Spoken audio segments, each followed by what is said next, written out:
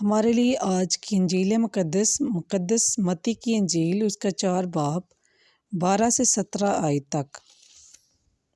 جب یسوع نے سنا کہ یوحنا گرفتار ہوا تو جلیل کو گیا اور ناصرت کو چھوڑ کر کفرنہوم میں جا بسا، جو جھیل کے کنارے زبلون اور نفتالی کی سرحدوں میں ہے، تاکہ جو اشعیاء نبی کی معرفت کہا گیا تھا وہ پورا ہو کہ زبلون کی سرزمین اور نفتالی کی سرزمین، جھیل کی راہ اردن کے پار، غیر قوموں کا جلیل۔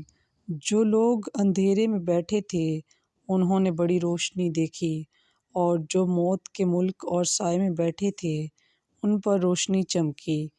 اسی وقت سے یسوع نے منادی کرنا اور یہ کہنا شروع کیا کہ توبہ کرو، کیونکہ آسمان کی بادشاہی نزدیک آ گئی ہے۔ پس پاک کلام کے پڑھے اور سنے جانے پر خداوند کی خاص برکت ہو۔ خداوند کا شکر ہو۔